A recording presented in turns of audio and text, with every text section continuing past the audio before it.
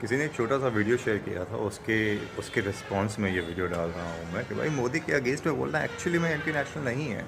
सोनम वांगचुक को क्यों अरेस्ट कर लिया गया, उसके बारे में पूछना एक्चुअली में एंटी नेशनल नहीं है।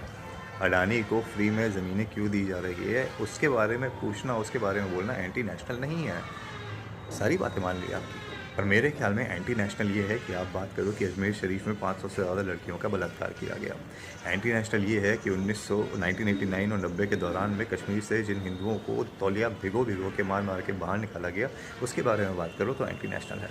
एंटी नेशनल ये है कि 1947 में जिस देश को तोड़ दिया गया एक मज़हब के नाम के ऊपर, और उसके बाद भी कुछ लोगों के द्वारा ये डिसाइड किया गया कि हम तो इस देश को छोड़ के नहीं जा रहे, वो एंटी नेशनल है।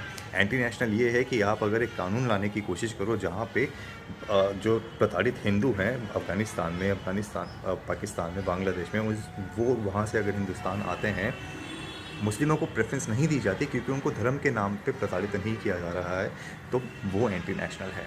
मेरे ख्याल में एंटी नेशनल ये भी है कि आप एक ऐसे चोर को सीएम बना के रखते हो दिल्ली का, जो जेल में बैठ के सरकार चलाता है, लेकिन आपको दिक्कत उससे होती है जो एक पढ़ी लिखी महिला दिल्ली की सीएम बन जाती है।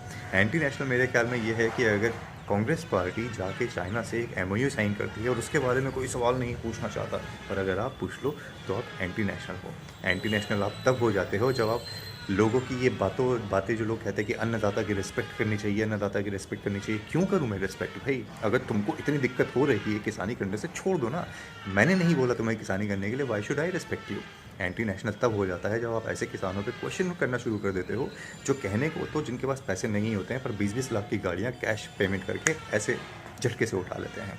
एंटी नेशनल हम तब हो जाते हैं जब हम ये क्वेश्चन पूछ लेते हैं कि आपने जो किसान प्रोटेस्ट किया वो तो सही बात है, लेकिन आपको अधिकार किसने दे दिया लाल किले के ऊपर झंडे को गिराने की और वहाँ पे जाके पुलिस वालों के ऊपर तलवारों से अटैक करने की?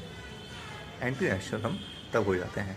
एंटी नेशनल हम तब हो जाते हैं जब हम 1984 में जो सिख भाई मारे गए उनके बारे में बात कर लें। एंटी नेशनल हम तब हो जाते हैं जब सेनारी के अंदर जाति के नाम पे किसी को मार दिया गया समुदाय विशेष के लोगों के द्वारा, in collaboration with Hindus actually, तो हम एंटी नेशनल हो जाते हैं। एंटी नेशनल की डेफिनेशन और एंटी नेशनल के ऊपर रील्स बनाना सिर्फ सोशल मीडिया का कंटेंट देख के, या फिर किसी ने कहीं पे एक छोटा सा वीडियो डाल दिया उसको देख के अगर आप ऐसा अपना ज्ञान पेल रहे हो, don't do that. Either have complete knowledge, या फिर 2 रील देख के मेरे साथ तो कंटेंट शेयर मत किया करो। जय श्री राम, जय श्री राम।